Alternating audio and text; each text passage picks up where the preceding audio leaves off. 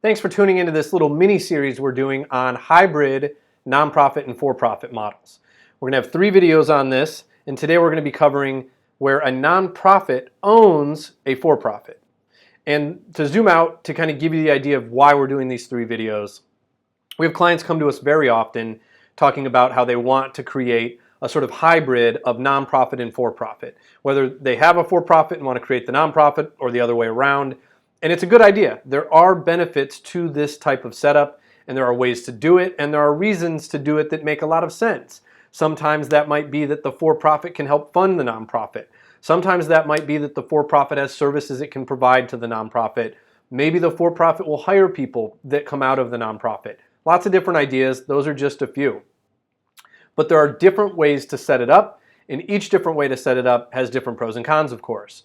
So today we're going to be talking about the scenario where the nonprofit organization actually owns the for-profit, whether that's an LLC or a corporation. I'm just going to refer to it as a for-profit. I will notate if there's a difference between an LLC and a corporation for the sake of this conversation. And it's important to highlight that the other way around is not possible. A nonprofit organization cannot be owned by a for-profit. In fact, a nonprofit organization cannot be owned, period. There are no shares in that nonprofit corporation, which means there is no shareholder ownership, which means there is no ownership.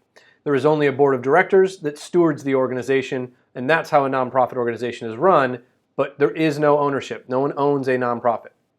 So, because of that, a nonprofit, if it's going to be in cahoots with a for-profit, needs to own that for-profit, at least in this video for this model that we're talking about.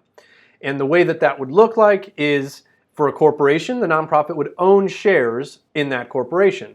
For an LLC, it would have membership interest in that LLC. Now, the really important thing to pay attention to with this model is that you have to be careful with this model to make sure that the things the for-profit is doing don't essentially become the operations of the nonprofit, because then you would lose your nonprofit exemption, your nonprofit status. You'd just be operating like a for-profit. One of the ways that you can help to prevent that from happening is that when the nonprofit owns the for-profit, there are other owners in the for-profit in addition to the nonprofit. This is especially important with an LLC. So here's one of those points where I'm going to notate a difference with the LLC. If the nonprofit is the only owner of the LLC, it is not going to work, because the LLC, for tax purposes, and remember, we're dealing with a tax-exempt organization. It's all about the tax. For LLCs, they are considered disregarded for tax purposes from their owner, which means that as an individual, if you have an LLC, you're treated as a sole proprietor for tax purposes, like the LLC is not even there. So if a nonprofit were to own an LLC, there is no separation, which means that it is not going to work for this type of hybrid model, because the LLC will essentially be absorbed, consumed by the nonprofit, and that means any of the for-profit things that that LLC does will potentially jeopardize the exemption of the nonprofit because there is no separation there. So that is why you would need another owner in that LLC.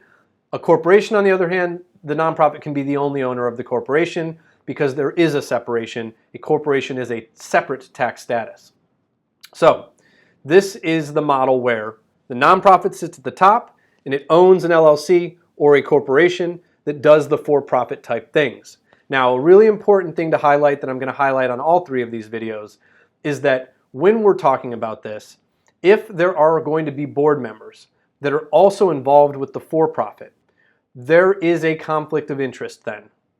And what you have to pay attention to is if there is ever a scenario where money is going either way, most important from the nonprofit to the for-profit, but if there's money going either way, and that board member and is a person that is also at the for-profit, could potentially use that money to pay themselves, buy themselves things, pay expenses, just receive that money in any way, then that board member has to remove themselves from that particular board conversation and board vote, because if they don't, they are voting on something that could then give them money and benefit them personally, and that's a conflict of interest.